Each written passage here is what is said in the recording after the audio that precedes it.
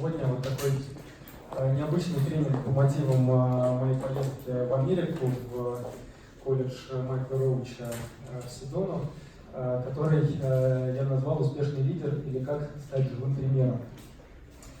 И вот те, кто регистрировались через Facebook, ну и в принципе те, кто видели вот это описание мероприятия, видели вот этого вот странного полного мальчика, и для меня он на самом деле довольно много значит, потому что этот мальчик, он как бы собой представляет, что ли, человека, который смог изменить себя, несмотря ни на какие внешние обстоятельства, которые как бы явно не способствовали этому. Я, для тех, кто, возможно, этот ролик не видел или забыл, он буквально короткий, там 2-3 минуты, я его записал для того, чтобы мы с него начали, и потом, соответственно, уже займемся непосредственно всеми нашими вопросами лидерства.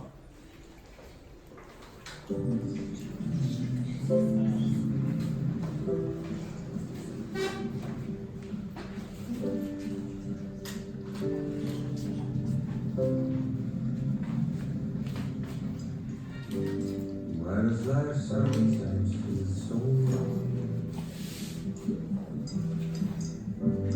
Running in circles and going round to rise when you come. It's time to break free from the what am I doing?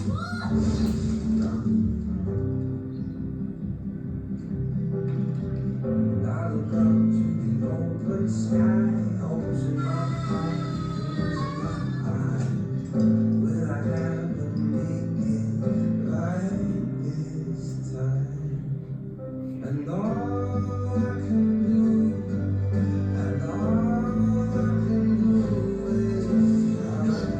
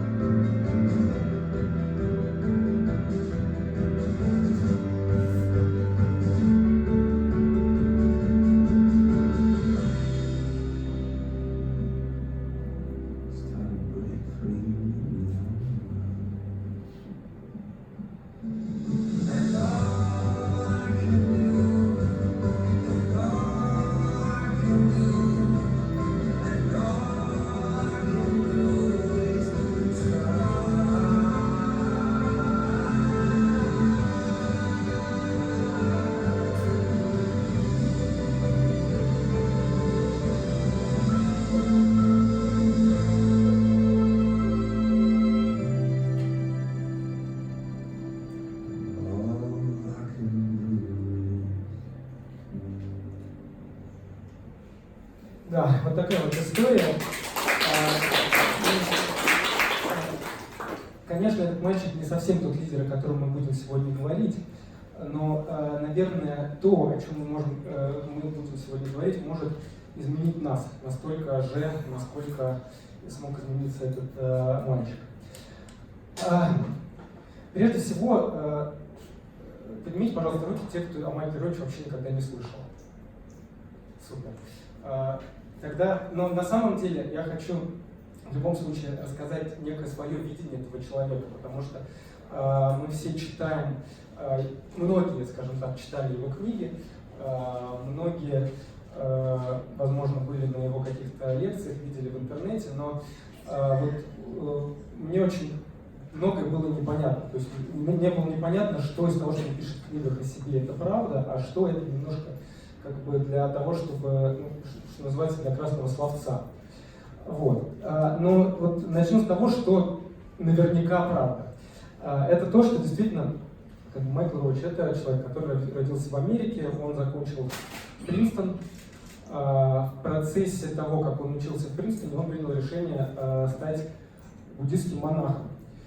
Произошло это, он рассказывал эту историю нам как раз, когда я был сейчас у них на обучении, очень интересно, ну, достаточно грустная, с одной стороны, история, с другой стороны, сама по себе история интересная. То есть у него, когда он учился там, на втором-третьем курсе, в семье произошло сразу несколько таких трагедий, и он находился в очень разобранном состоянии. И вот он шел к себе на занятия в университете, и под деревом, как он рассказывает, сидел какой-то индус, видимо, тоже студент, который ему сказал: слушай, иди сюда. Он говорит: что? Тебе в Индию надо. Он говорит: зачем? Он говорит: там тебе помогут. Он говорит: чем? Он говорит: езжай, узнаешь. И, как ни странно, ему это как-то, видимо, откликнулось. И он сел и поехал. Сел, поехал, приехал, прилетел в Дели, вышел из самолета и понял, что он вообще не знает, зачем он приехал, куда он приехал. Он сел в такси, и его таксист ему спрашивает: тебе куда? Он говорит: я не знаю. Таксист говорит: не волнуйся, у меня есть брат, у него есть гостиница, мы тебя там поселим. Майкл Роуч говорит, что там у всех таксистов есть брат, у каждого брата есть своя гостиница. Гостиница, надо понимать, что это, что-то там такое, очень скромная комната какая-то. И поселили его в этой комнате и объяснили, что в Дели учителя он не найдет, и помощи он сильно там тоже не найдет. Ему Гималаи. Вот. Он отправился в Гималаи и там действительно нашел своего учителя. Какое-то время он там побыл, вернулся обратно в Принстон с тем, чтобы взять академический отпуск и уехать опять туда учиться, в Гималаи. Шел, говорит, с большой надеждой, что мне откажут. Но не только не отказали, но еще и дали стипендию на год. Вот. Таким образом, у него вариантов больше не было, он поехал опять учиться туда, в Гималаи, к своему учителю. Потом он вернулся, как я понимаю, все-таки он доучился в этом Принстоне. И через какое-то время, я не очень понимаю все вот эти вот временные промежутки, потому что когда я просто складываю количество лет, как он говорит, я 18 лет проработал в бизнесе, я там 25 лет прожил монахом, я вот то, и в принципе уже должно быть явно за 100 лет, а ему 66. Вот, поэтому как-то это все... Естественно, да, то есть у него это все пересекалось, вот, но не суть как бы важно. Интересно то, что в любом случае они с его ламой вернулись в Нью-Йорк, и длительное время жили в Нью-Йорке, он жил в монастыре под Нью-Йорком, и в какой-то момент его лама ему сказал: Майкл, надо делать бизнес, нужны деньги на социальный проект. Он говорит: какой бизнес? Он говорит: иди в алмазный бизнес. Он говорит: лама, я пришел сюда быть монахом, я не хотел быть бизнесменом. Мало того, что бизнесменом, еще и в самый грязный бизнес из всех, какие только можно себе придумать. Он говорит: вот так, надо, потому что они в тот момент начинали проект, который называется ACIP, это проект по вводу данных, по вводу древних источников в оцифровке и, соответственно, сканированию. Вот, нужны были деньги, в общем, отправили Майкла Роуча работать, и нашел он компанию Undine International, которая в тот момент состояла из мужа и жены, которые там пытались продавать бриллианты вдвоем. Вот. Майкл Роуч очень часто говорит, что когда я начал свой бизнес, то вот, соответственно, там у нас было там 3 человека. Лично для меня не очень понятно, начал ли он свой бизнес или он присоединился к этим вот мужу и жене, как он описывает в «Алмазном багрянчике». Но суть, опять же, не в этом, а суть в том, что на протяжении действительно 18 лет, возвращаясь каждый день к себе в монастырь на автобусе, он утром приезжал на работу и 18 лет работал в этой компании. И закончил он вице-президентом компании, которая работала там, порядка 10 тысяч человек, с достаточно существенным оборотом в долларах. В общем, достаточно значимая компания на достаточно значимой должности. Не знаю, стал ли он там мультимиллионером или не стал, это не играет никакой роли. В конечном счете, этот человек смог в себя вобрать 2 очень необычные для того, чтобы быть одновременно в одном человеке части. Это знание, глубокие знания древних каких-то традиций и одновременно очень хорошее понимание бизнеса. Он говорит: я принимал лично 1000 человек на работу. Да? То есть вот просто я понимаю, что такое принять несколько человек на работу, 1000 человек принять на работу очень непросто. ну, по моим ощущениям, по крайней мере. Вот. Да, и еще, наверное, один из таких интересных фактов. В 95 году он получил степень Геше. Геше — это по-русски это духовный друг, переводится, а по большому счету это степень, которая определяет уровень, ну это как профессор, что ли, я не знаю, как академик вот этих вот буддийских наук. То есть он доказал на каких-то экзаменах, да, что он может получить такую степень. Он стал первым за 600 лет европейцем или американцем, очень западным человеком, который получил эту степень в принципе. Вот. Вот он в какой-то момент он начал соединять эти знания, да, и он начал распространять эти знания таким образом, чтобы люди такие, ну, условно говоря, вот как мы, там, как я, в пиджаке, в галстуке, могли это в принципе понять. И он рассказывал, что когда я ходил там в монашеских одеждах и пытался кому-то что-то рассказать, ко мне приходило 50 человек на тренинги. Когда я начал рассказывать, как точно тем же самым применять те же самые знания, стал рассказывать про бизнес, ко мне стали приходить 500 человек. Когда я стал рассказывать про взаимоотношения, ко мне стали приходить 5000 человек. Вот, поэтому он снял как бы оранжевое одеяние и начал, соответственно, по-простому объяснять, ну, собственно говоря, что каким образом древняя традиция смотрит на вернее, каким образом в сегодняшнем мире мы можем применить эти древние знания максимально эффективным образом для себя. Вот, значит, как я уже сказал, меня эта вся тема очень заинтересовала, хотя не сразу. Первую книжку мне порекомендовал от алмазного огранчика, мне порекомендовал мой один знакомый бизнесмен, с которым мы были в Бутане. Мы были в паломническом, можно так сказать, туре в Бутан, и вот там он мне рассказал о том, что есть некий Майкл Роуч, что вот у него есть такие книжки, и что говорит, тебе точно понравится. Я прочитал 50 страниц алмазного огранчика и понял, что мне вообще не заходит, неинтересно. Сказал: Миша, наверное, что-то не то. Отложил в сторону. Он говорит: Володя, почитай что-нибудь еще, вот тебе кармический менеджмент. И вот кармический менеджмент я с удовольствием прочитал, книжка там небольшая, за вечер ее осилил, и понял, что да, это то, что нужно. Начал потихонечку отслеживать, что мне очень это напоминает то, что я и так уже знал в определенной степени. Вот. И вот посередине это моя фотография после первого раза, как я попал на тренинг в Москве. И после этого первого тренинга я твердо для себя решил, что я хочу познакомиться с Майклом Роучем еще ближе и понять, а не фейк ли это, потому что для меня это выглядело очень странно, честно говоря. То есть, то, что я слышал, оно выглядело настолько красиво, что мне казалось, что, возможно, кто-то что-то прибирает. Вот. И поэтому я решил, что я хочу познакомиться и лучше понять, насколько этот человек действительно соответствует, насколько он живет так, как он говорит, насколько он близко к тексту вообще на самом деле. Вот. И вот я попал, вернее, я записался в Platinum Group, которая была в прошлом году, познакомился там как раз вот с Игорем Сломарой. Вот. И после этого я принял для себя твердое решение, что я хочу поехать и поучиться, потому что мне, с одной стороны, было все, как будто бы все понятно, но с другой стороны, не хватало вот каких-то еще нескольких кирпичиков, которые все время не складывались. И, в принципе, мне было совершенно все равно ехать на какие курсы, мне просто хотелось поехать и поучиться, и, в принципе, понять эту систему более глубоко. Я, собственно говоря, и на вот этом вот последнем тренинге в Москве я познакомился еще с несколькими преподавателями, которые ведут в колледже в Сидоне эти курсы. Я начал к ним ходить и говорить: я хочу учиться, я хочу учиться. Они говорили: ну запишись. Я записывался, мне никто толком ничего не отвечал. Значит, я им писал еще: я хочу. Они мне, значит, динамили. Курс в мае, апрель, они мне еще ничего не ответили. У меня ни визы нету, ни билетов нету, ничего.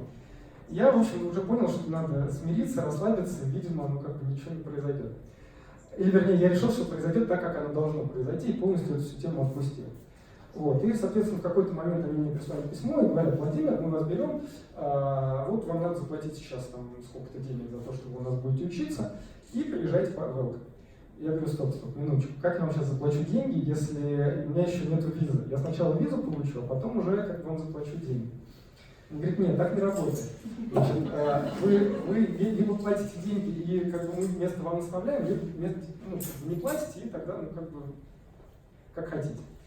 Вот. В общем, в итоге все сложилось таким образом, что я за несколько дней получил визу в Америку, за буквально, сразу купил себе билет, и, в общем, все, совершенно там, со скоростью 300 км в час на поезде я туда, значит, помчался. Вот. Как это было? Происходит это вот в этом Sedona College of International Management феерически, я по-другому это назвать не могу. То есть на протяжении 16 часов в сутки мы там занимаемся обучением.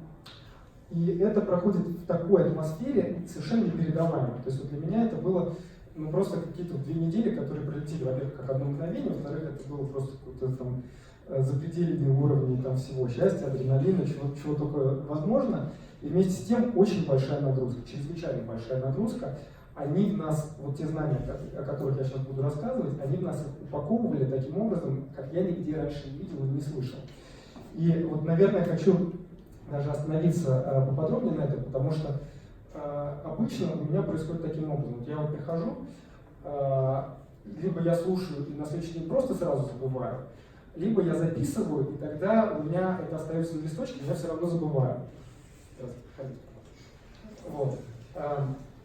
И поэтому то, каким образом они вот, вкладывали это во всех студентов, кто туда приезжает, оно для меня было совершенно новым и, мне кажется, чрезвычайно эффективным. Всего 35 человек, я понимаю, было 35 человек из 23 стран.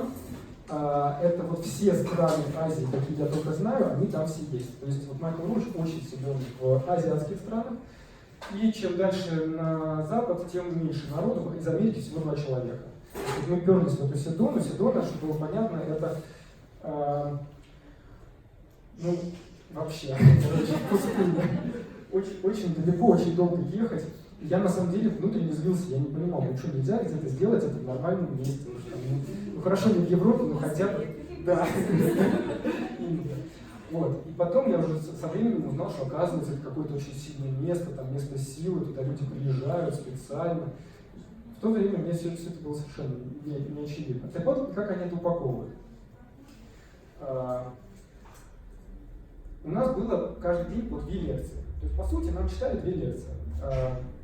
В день одну читал Майкл Роуч, одну читал, соответственно, кто-то из преподавателей, профессоров.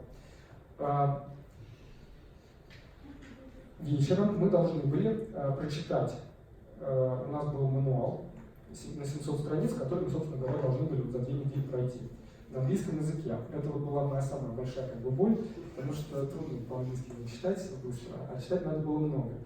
Вот. Значит, вот вечером надо было прочитать порядка 50 страниц текста и ответить на вопросы домашнего задания и подготовить на завтра доклад на ту тему, которую мы, собственно говоря, вот в этот день проходили. Утром мы приходили, у нас была медитация, потом у нас начинались опять лекции, там между ними была йога. Потом, по предыдущему дню, мы делали тест. Потом мы разбивались на пары, у нас была там у каждого своя пара в течение курса. И мы друг друга снимали. То есть, соответственно, один снимал второго, и потом второй. Мы 5-минутные такие записывали ролики, в которых рассказывали то, что мы вчера выучили, почему мы сделали домашнее задание, почему мы вчера подготовили вот тот ролик, который я сейчас вот говорю от себя, плюс тест.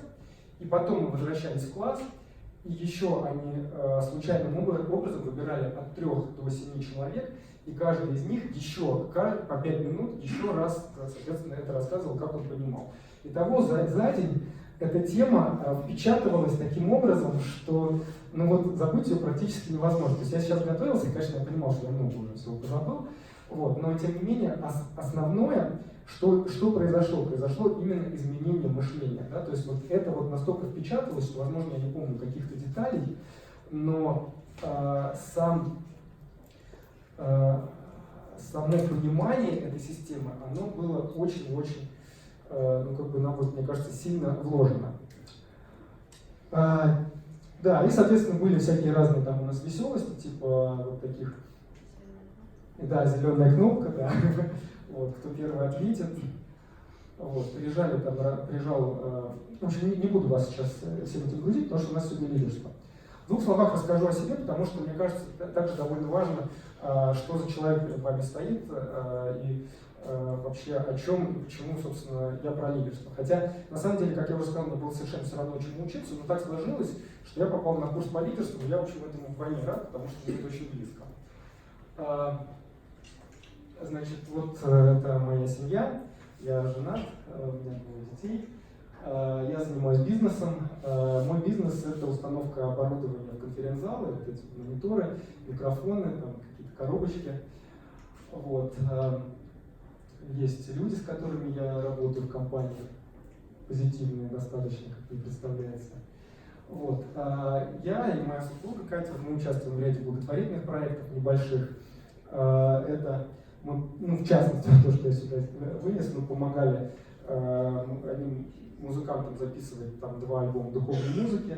Мы помогаем выпускать, печатать книги по санскриту, печатать книги, связанные с, в общем, древними тоже разными знаниями, прошу прощения. Мы правильно понимаем, что это те самые музыканты?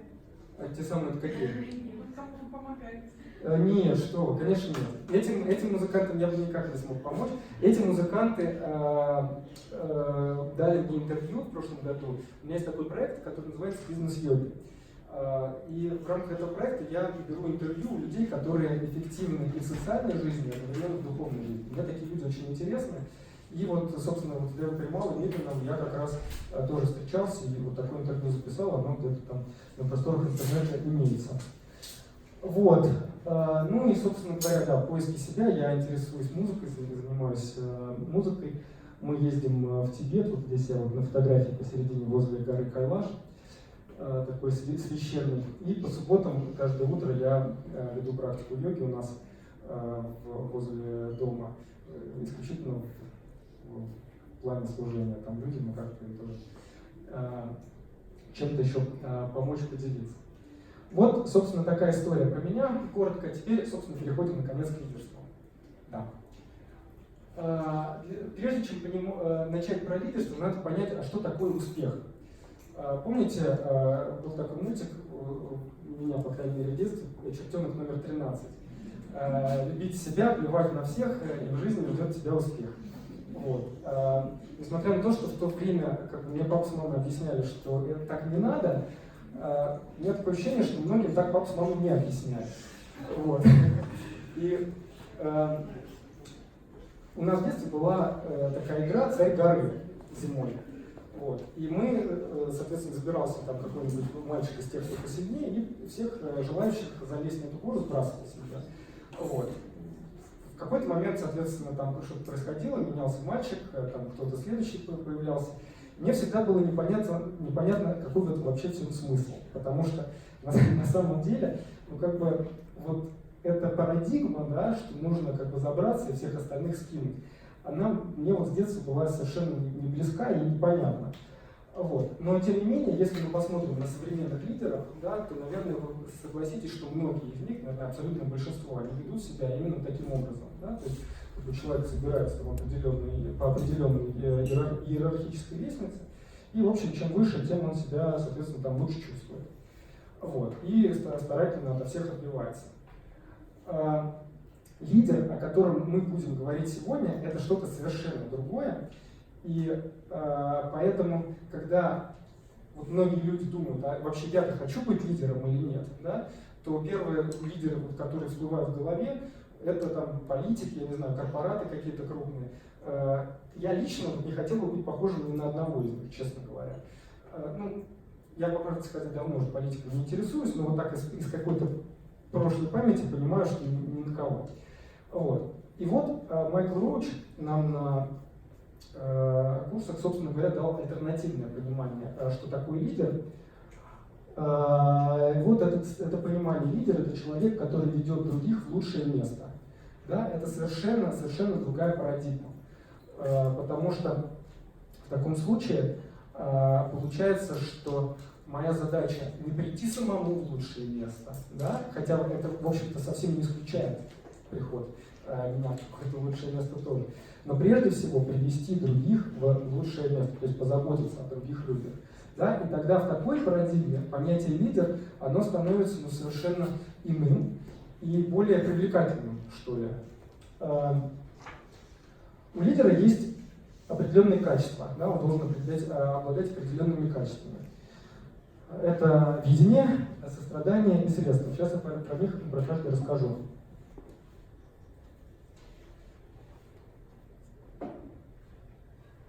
Ну, во-первых, видение. Условно говоря, если я понимаю, что я сейчас нахожусь вот на каком-то вот таком уровне, и также понимаю, что мне вот сюда куда-то, да, то есть мне надо отсюда прийти сюда. У меня есть видение. Я понимаю, что вот там, где я сейчас нахожусь, может быть недостаточно хорошо, можно лучше. Вот. Без видения, соответственно, я буду блуждать там, в каких-то направлениях, но при этом как бы сильно далеко не приду. Вот, то есть это будет скорее броуновское такое движение. Сострадание. Я могу прекрасно знать, куда мне надо, и прекраснейшим образом туда добраться. Возможно, даже прямо сейчас.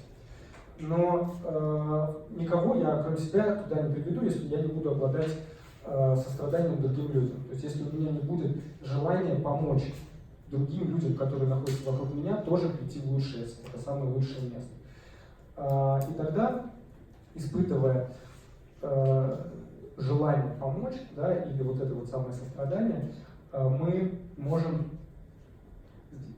получить вот это второе качество лидера. Но, предположим, мы находимся на берегу реки, и я прекрасно понимаю, что вот этот берег реки — это выжженное поле, а на том берегу опушка и лес.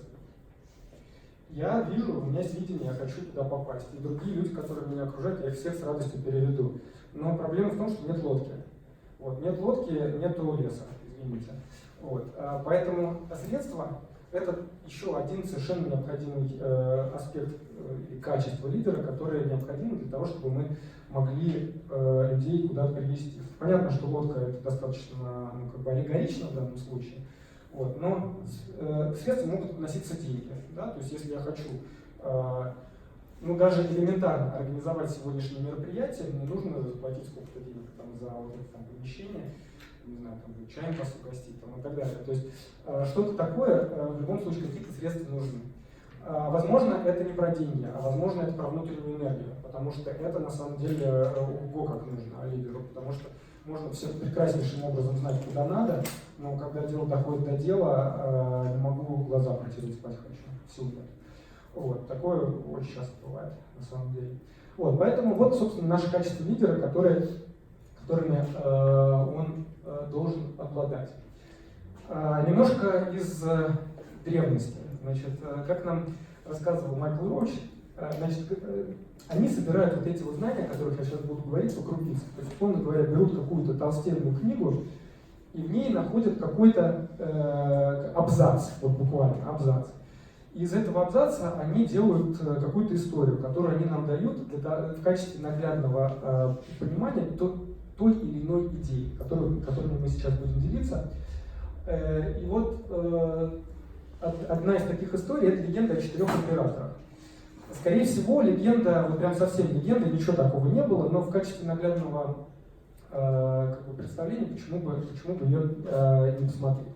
Значит, история гласит, что какие-то там тысячи, миллионы лет назад на Землю прилетали космические корабли большие, в которых, соответственно, были там большие целые армии, там императоры. В общем, был первый из них, кто прилетел, был Золотой император с Золотой армией. Был какой-то огромный космический корабль, они высадились на берег и на землю, и вышел из этого корабля император и сказал: теперь я тут главный.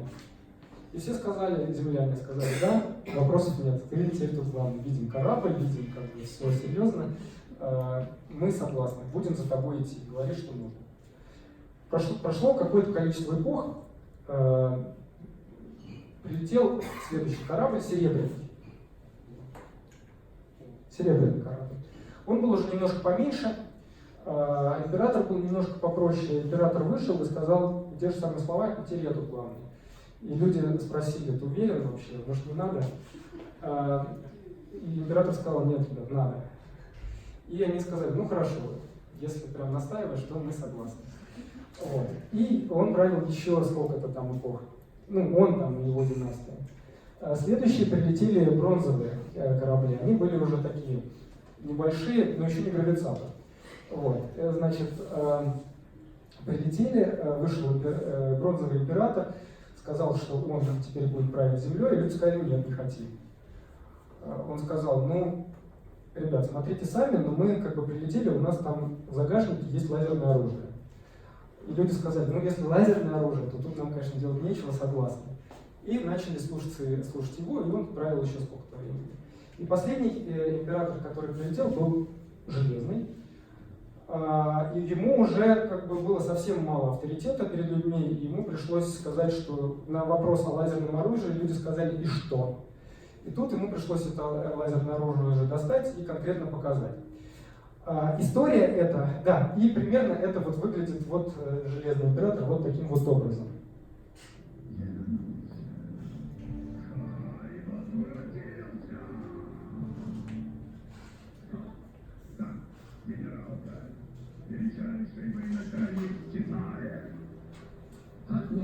Мы придумали грабить. Мастер-мучитель, но еще называли зверь-мститель. Создатель Ладно, еще я работал с удвоением.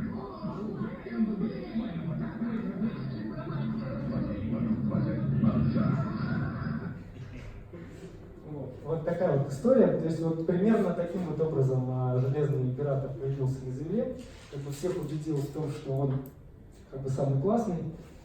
И сейчас, что там, да, значит, и примерно это выглядит таким образом. То есть вот разные люди, в принципе, прилетали, и они, о чем эта история, да? То есть прилетали разные корабли, вот эти вот разные императоры, они, говоря одни и те же слова, имели совершенно разный авторитет перед людьми.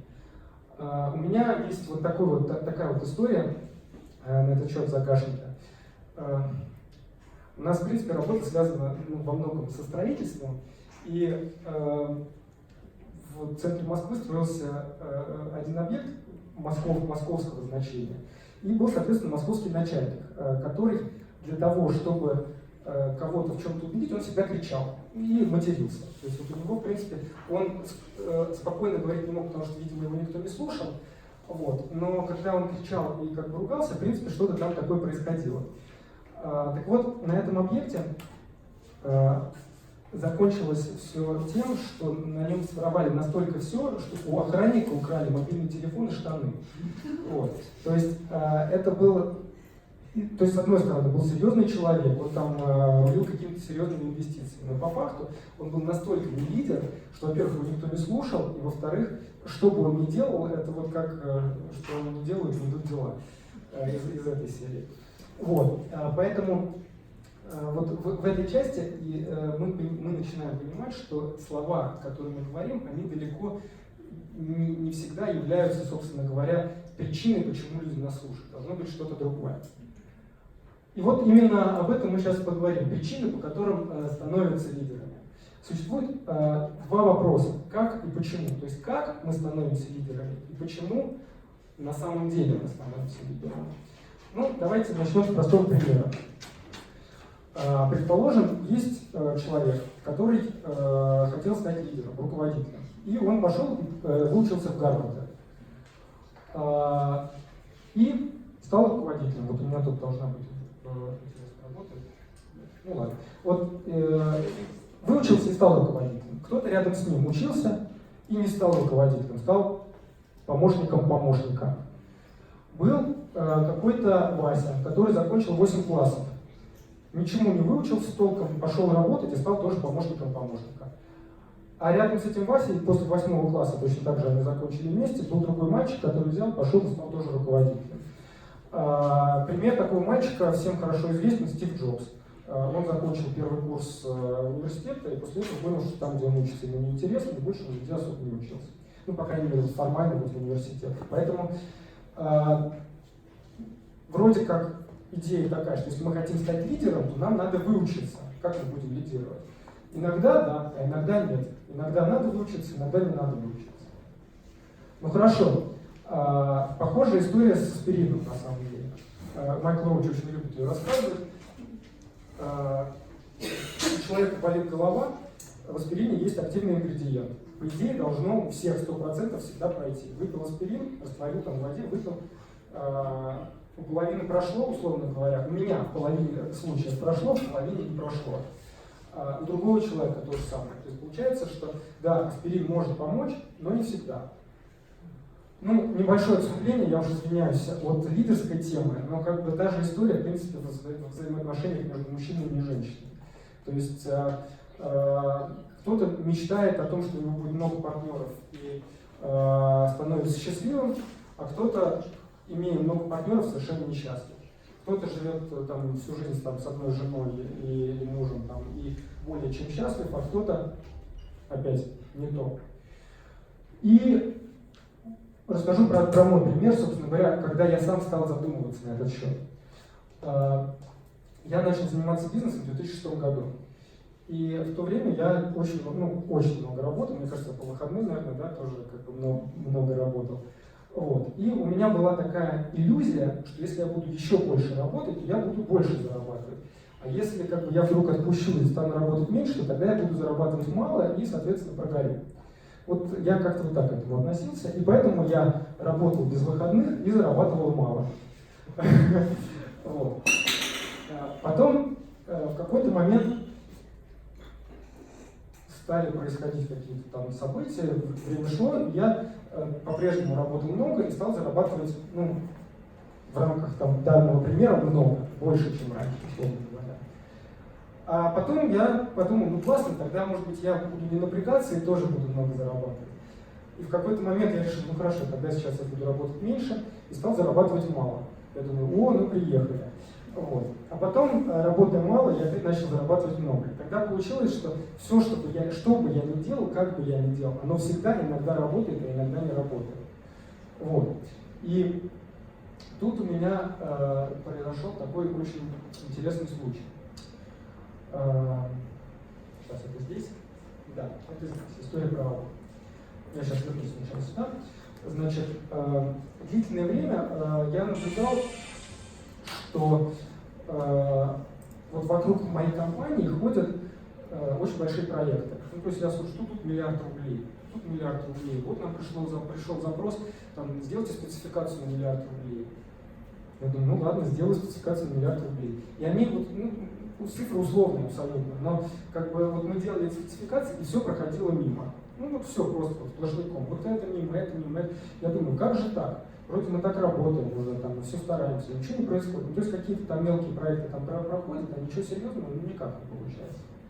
И тут мы с Катей познакомились с творчеством Олега Турсунова. Слышали такого?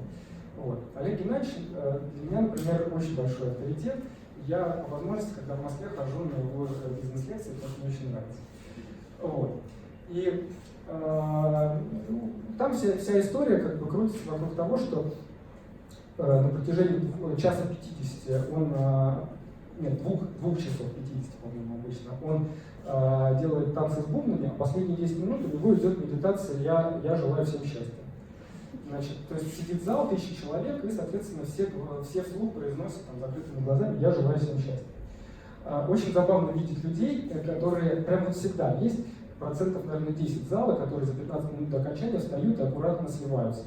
Потому что, на самом деле, пожелать всем счастья, вот так вот, даже про себя, подчас очень сложно. Вот. Но мне вот это очень сильно зашло тогда, и я подумал о том, что действительно я попробую изменить свое отношение, в том числе там, к сотрудникам у себя в компании и к делам. Я начал желать счастья тем людям, с которыми я работаю. Я начал прямо вот намеренно мыслить таким образом, что люди, которые вот, работают со мной над проектом, они должны получить от этого эффект, деньги, там, все то, что они хотят. Вот. И вдруг, неожиданно, даже я бы сказал, случайно, мы вот, один из вот этих вот странных крупных контрактов взял и срос. Просто вот на раз практически. Я как раз, вот я не напрягался, ничего не делал вообще. Просто оно произошло. Вот. И, в общем-то, ну, я был этому очень рад. И мы получили аванс. И вот один из счетов моей компании, он был по случайному стечению обстоятельств в Мастербанке. Вот, Мастербанк закрылся на следующий день после того, как мы получили крупный аванс. Вот. И я вспомнил Олега Геннадьевича Тарсунова с его пожеланиями счастья и много что еще. Вот. Но, тем не менее, как бы делать нечего, нам надо было в любом случае контракт выполнять. Вот. И, соответственно, мы начали что-то там такое двигаться в этом отношении. Не прошло и месяца, как мы были в Амстердаме, и было утро. Да, мы были в Амстердаме. Значит, Амстердам для меня интересен тем, что каждый год, начиная с 2007 года, там проходит профильная выставка вот, по моему бизнесу. И каждый год я туда езжу. Долгие годы я занимался тем, что он просто для меня очень это наглядно. Я брал самую дешевую гостиницу, какую только было возможно, ездил там на трамвае, потому что очень дорого, ездить дорого, а гостиницы вообще дорогие. В общем, короче говоря, экономил крайне, вот прям на всем. И вот, но правда, в тот раз, когда о котором идет речь, мы уже были более-менее там в хорошей гостинице. Вот я занимался йогой. И идет звонок мне на телефон. Я думаю, йога важнее, отвечать не буду. Значит, звонок. Через полминуты опять звонок уже с другого какого-то телефона. Я говорю, дайте мне какую-то собаку, там мордой вниз, можно я сделаю? Вот. Ладно, в общем, пришлось взять трубку, позвонили из службы безопасности уже другого банка. У нас было, значит, несколько банков, из Банка Москвы. Я говорю, ну что? Он говорит, Владимир Игоревич, а вот вы знаете вот такую вот компанию? Я говорю, нет, не знаю. Он говорит, а вот такую компанию знаете? Я говорю, такую не знаю. Он говорит, вы знаете, у вас на счету тут какие-то странные движения, вот с вашего счета вот списаны деньги в пользу вот этой компании, в пользу вот этой компании. Я такой думаю, блин, ну вообще, тут приехали, что за дела? Вот. Ну, так или иначе, в общем, удалось этот процесс остановить. А история была такая, что главный бухгалтер у нас отправлял как бы платежи, и у нее на компьютере тем или иным способом возник какой-то вирус, который делал таким образом, что она отправляла платеж в одну сторону, а платеж уходил в другую сторону. А при этом по выписке она видела, что платеж ушел нормально. То есть этого мы бы даже не видели, если бы это нам не показал банк. Ну, короче говоря, вот за месяц практически я столкнулся вот с двумя такими капитальными проблемами, несмотря на то, что вроде я же все хорошо делал, я же все правильно старался. Вот. И уже сейчас я вспомнил, с чем это могло бы быть связано. Потому что в свое время в Москве можно было подключиться к интернету Америки онлайн. Это был 96-й год, это прямо вот давно-давно. У меня был сосед, который, мы с ним учились, получается, в старшей школе, и он очень любил компьютеры, тогда еще не было интернета, как такового, были какие-то BBS, в общем, что-то такое очень упрощенный интернет. Вот. И он познакомился с каким-то мужиком, и они научились подбирать номера кредитных карточек для того, чтобы заходить в Америку онлайн. Вот. И в то время это было просто каким-то совершенно необычайным вообще. То есть вот когда вот появлялась какая-то похожая страница, на самом деле она выглядела более презентабельно, чем то, что я нашел сейчас. Но вот этот логотип Америка онлайн, я его когда вижу, у меня все внутри вибрирует. Потому что это было что-то запредельное, когда мы могли подключиться к чату с какими-то американцами и что-то с ними там чатиться. И они нас спрашивали, а у вас правда медведи по улицам ходят? А мы говорили, нет, неправда. Вот. Но все это было на базе сворованных кредиток. И вот сейчас, как бы те семена, как мы это называем, которые я посадил вот в те там давние годы, они в общем и целом дали вот такой вот неожиданный исход, когда по большому счету хакеры, да, которые там, вошли в компьютер нашего бухгалтера и его там взломали, получается вот это такая обратная связь от жизни, которую я получил. Безусловно, можно сказать, что это просто совпадение, там, это все там притянуто за уши, как угодно. Но чем больше я вот в эти вот странные совпадения погружаюсь, тем больше склоняюсь к тому, что случайности не случайны. Вот. Да, такая история. Но история на самом деле с хорошим концом, потому что в результате как бы, тот большой проект закончился. Мы получили там в десятки раз больше денег, чем потеряли на всех этих неприятностях. Но самое главное, что вот опыт, который я тогда получил, он меня навел вот на такие совершенно необычные мысли о том, что, во-первых, очень многие события взаимосвязаны, и во-вторых, что вот это вот скупердяйничество, да, когда я пытался там подешевле съездить на трамвае, оно на самом деле настолько несопоставимо с теми там, деньгами, которые можно в любой момент просто потерять, в любой момент заработать, что я очень сильно по-другому, в принципе, начал с тех пор относиться к деньгам. И я тогда решил, буквально шаг в сторону, я тогда решил, ладно, я тогда буду летать теперь только бизнес-классом. Ну, а смысл? Ну, потому что если я в любой момент могу потерять все, если я в любой момент могу заработать условно миллион, то мне какой смысл летать не бизнес-классом? Я попробовал, честно, я полгода летал на самолетах как бы только бизнес-классом и понял, что в этом нет никакого смысла. То есть это просто в большинстве случаев были, ну, то есть когда есть смысл там лететь куда-то там в Америку, я летел в бизнесе, но лететь там 3 часа между Москвой там, и Брюсселем, например, нет никакого резона, потому что по большому счету платишь там в 3-5 раз дороже, а по факту, ну, как бы нули, ну, честно говоря. Вот, поэтому просто в этом не было смысла. Но по большому счету вот этот урок, он как бы мне показал очень много именно с точки зрения того, что вот эти вот все вещи, внешние причины, да, они работают иногда. Есть какие-то внутренние причины, которые на самом деле нам позволяют заработать ли деньги или потерять деньги, стать лидером или не стать лидером. Кстати, лидер — это ведь не только там, директор какой-то крупной компании. Лидер — это мама, да, по отношению к своим детям, которая ведет их в какое-то лучшее место, которое она себе представляет. Это глава семьи, который представляет, что вот есть вот моя там, супруга, например, вот есть мои дети, и мне кажется, что для нашей семьи лучшее место будет вот это. У меня есть сострадание к этим людям, соответственно, у меня есть средства для того, чтобы их туда привести. Кстати, еще один аспект про сострадание, которым я хотел поделиться. Сострадание для руководителя в бизнесе, по крайней мере, или для руководителя отдела, как я его себе представляю, это умение переваривать проблемы, с которыми к тебе приходит человек. Вот это очень, очень наглядно выглядит в самолете, когда перед вами сидит кто-то, и вдруг этот кто-то берет и полностью откидывается вам в лицо. Вот. И, соответственно, первое желание, которое хочется сделать, тоже откинуться назад, потому что уменьшилось количество места, и хочется как бы возместить потерянное. Вот. И это, собственно, обычно и происходит. То есть перед вами человек, неважно, не перед вами, перед кем-то человек откинулся, и дальше вот этот ряд прямо как эффект домино. Все посыпались. До последнего ряда, где уже откидываться некуда. Вот. Так вот, ровно то же самое происходит в бизнесе.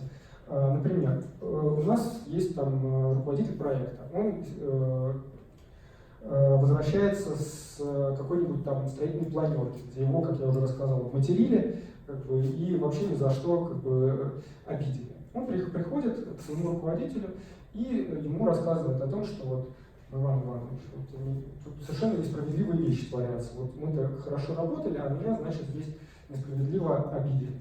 И, естественно, он рассказывает это как бы с эмоцией, человеку больно на самом деле обычно в такие моменты. И что происходит дальше? Его руководитель это все выслушивает, и если бы он обладал достаточным объемом сострадания, как я себе это представляю, он бы ему посочувствовал и сказал: слушай, ну как бы вы держитесь там. Вот. Но происходит другое обычно. Этот руководитель приходит ко мне. У меня есть специальная жилетка для слез. Как бы, и, соответственно, на протяжении там, часа, может быть, 2 часов он в эту жилетку плачет. да, рассказывает мне о том, как было плохо этому человеку, как ему тоже плохо. И, соответственно, вот тут я ее там периодически отжимаю. И это моя работа, на самом деле. То есть вот моя работа на сегодняшний день заключается только лишь в том, чтобы подставить плечо, если хотите. Да? То есть проявить сострадание к тому человеку, которому сейчас больно. Я понимаю, что он бы, если бы у него все было хорошо, он бы ко мне не поперся. Он бы пошел бы там, занимался своей работой. Ему плохо, ему нужно это каким-то образом передать. У меня два варианта. Кто-нибудь сталкивался с таким понятием треугольник Карпмана? Да. Треугольник Карпмана — это такая штука, когда, если ко мне пришел кто-то пожаловаться на кого-то третьего, то у меня первое желание, которое возникает, это кому-то третьему это все вернуть. Да, то есть мне рассказали, и я это сливаю обратно. Вот это. Происходит, что тот исходный человек, который был наезжал, да, он в итоге получает от меня обратно. Да, происходит вот этот треугольник, он все время крутится.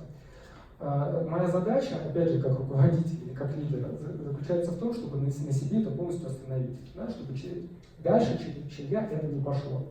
И в этом заключается, как мне представляется, один из аспектов сострадания к людям, когда я останавливаю любую боль, которая через меня проходит. Да? Потому что это, на самом деле, это, сейчас мы дойдем до семян, чтобы можно было ими уже там легитимно пользоваться, вот. Но это некая такая вот идея, чтобы в этом мире как можно меньше это все распространять, потому что оно обычно раскручивается как такой вот не самый лучший, не знаю, что там, вихрь. Так, кто у нас дальше? Да, ручка. Слушайте, значит, про ручку слышали в этом зале 90%, но про такую ручку, я думаю, вы еще не слышали.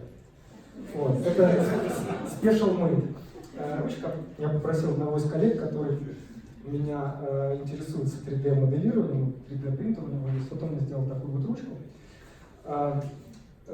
Значит, история про ручку — это некий такой базовый элемент всей системы, потому что на нем все в системе DCI, в системе MicroRoach строится. Давайте попробуем поиграть. Это что? Это ручка. Если сюда бежит собачка, она сделает что? Она ее будет грызть. Тогда получается, что для меня, для человека это ручка, а для собачки это палочка. Предположим, что мы оставим эту ручку на столе, и все люди уйдут из зала, собака уйдет из зала. Чем этот неказистый предмет будет являться в тот момент, когда здесь никого не будет? Ничем. Допускаю. Но по большому счету ничем. В системе DCI это называется пустота, да? То есть, или иными словами потенциал. То есть она может стать как ручкой для человека, так и палочкой для собаки, которая сюда войдет. Она может стать чем угодно, по большому счету. Тогда входят обратно люди, входят собаки, люди видят ручку, собаки видят палочку. И тогда получается, что у нас есть две реальности, да, в помещении. То есть как бы один и тот же предмет представляется разным существам, находящимся в помещении, чем-то разным. Тогда стоит вопрос: этот предмет, он исходит из себя или он исходит из меня? Он исходит из меня, да? Потому что если бы он исходил из себя, то либо я начал бы этот предмет тоже грызть, либо собака начала бы писать стихи. Правильно? Поэтому мы понимаем, что этот предмет исходит из меня. Но тогда у меня возникает большой вопрос. Если предмет исходит из меня, то я хочу, чтобы он немедленно стал, не знаю, часами Rolex. Уже из меня исходит, значит, раз из меня я хочу Rolex. Попробую представить себе, что теперь это будет из меня, естественно, исходят часы Rolex. Вот. А поскольку часами Rolex этот предмет не стал, то в системе DCI делается такое предположение, что, возможно, я в свое время когда-то сделал какие-то действия, которые не позволили мне в данный момент увидеть в своих руках часы Rolex, а позволили в своих руках увидеть именно ручку. И точно так же, как я вижу вот эту вот ручку здесь, да, и точно так же, как эта ручка может являться чем угодно для меня самого и чем угодно для любого другого, кто на нее посмотрит, также и вся вот эта вот реальность, которая ну, в данном случае я буду говорить о себе, разворачивается передо мной, она точно так же исходит из меня. То есть когда-то что-то я сделал для того, чтобы вот, видеть вот этот вот пол из линолеума, там, не знаю, стол, вас. Вот такая вот история с вот этой ручкой. Но она имеет очень большие последствия, потому что, интересные последствия, потому что возникает идея, что если я в прошлом что-то сделал, чтобы получить ручку, а не часы, то в таком случае я могу сегодня сделать что-то, чтобы завтра все-таки эти часы увидеть. То есть, иными словами, должна быть какая-то корреляция между тем, что я делаю сегодня, и тем, что я получу завтра. Надо сказать, что я далеко не первый человек, который пришел к этому выводу. Собственно, я-то это прочитал, а те люди, которые писали, они как бы тоже не первые. Эта история волновала умы уже многих людей как бы тысячи лет назад. И был такой человек, мудрец, которого звали Нагарджуна. Вот, он как-то там со змеями дружил, видите, у него там вот змеи за головой. И он для нас оставил 2000 лет назад очень интересные корреляции. Корреляции, мы сейчас вот с корреляциями пройдем, и, собственно говоря, пойдем на перерыв. Корреляции чрезвычайно интересные, потому что они не только про лидерство. Вот она первая странная корреляция. Хочешь богатства, делись с другими. Да? В парадигме успеха, с которой мы вот начинали, люби себя, плевать на всех, она как бы немножечко другая. Вот. Следующее. Хочешь счастья, не причиняй вреда другим живым существам. В принципе, идея здесь такая. Для девушек очень актуально: хочешь красоты, не гневайся. Вот. Это вот Нагарджуна прямо так и написал. Не гневайся, не надо. Вот. А следующая корреляция для лидера. Хочешь быть лидером? Нет, пока нет, не могу сказать. Следующее про внутренний покой. Мир внутри, можно как угодно назвать. Мир может быть не только внутри, но и снаружи. Учись медитировать. Дело в том, что мы вот много размышляли на тему того, почему все древние тексты написаны монахами, а не нормальными как бы людьми. Вот. И пришли к выводу, что проблема заключается в том, что все остальные нормальные люди пахали, а у монахов было время учиться и, соответственно, что-то писать. Поэтому как бы, те, кто с лопатой, возможно, они написали бы что-то другое, а вот монахи писали «учись медитировать». Вот. И последнее, хочешь полной свободы, пытайся понять ручку. Это на самом деле, с одной стороны, вот я когда это напечатал своими пальцами, я в очередной раз подумал, что это значит, и понял, что это нужно, как бы над этим нужно помедитировать. Вот, потому что, с одной стороны, все понятно, а с другой стороны, действительно, оно требует, вот эта фраза, она требует достаточно глубокого осмысления. Да, все-таки про лидера. Хочешь быть лидером, получай удовольствие от всего, что ты делаешь. И это вообще не про то, к чему мы привыкли. Да? Потому что вот я, например, привык, вот я пришел на работу.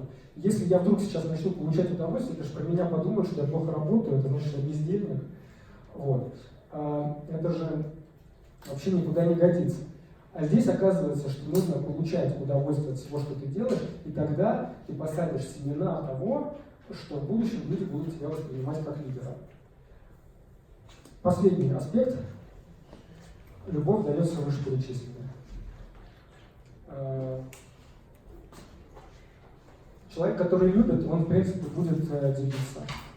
Человек, который любит, он не будет причинять вреда. Чаще он не будет гневаться и будет иметь возможность себя сдержать. Он, конечно же, будет получать удовольствие. Относительно последних двух пунктов, будет ли человек, который любит учиться медитировать, пытаться понять ручку, уже все зависит, конечно. Но вот, тем не менее, Нагарджуна говорит о том, что любовь – это как бы ключ к всему. Вот. Значит, что у нас дальше по плану? У нас есть 20 минут на то, чтобы мы могли все попить чаю. Кто предпочитает кофе, значит, кому нужно водички, там есть бойлеры, вот есть стаканы. Я предлагаю всем, у кого есть там сила, желание между собой как-то социализироваться, общаться. В принципе, то есть людей, которые приходят на такого рода мероприятия, не так уж много, поэтому есть смысл там подружиться, познакомиться. Вот, и в 16:50 мы продолжаем. Можно вопрос? Да. Может быть, любовь дает внутренний покой и полную свободу? Вполне возможно.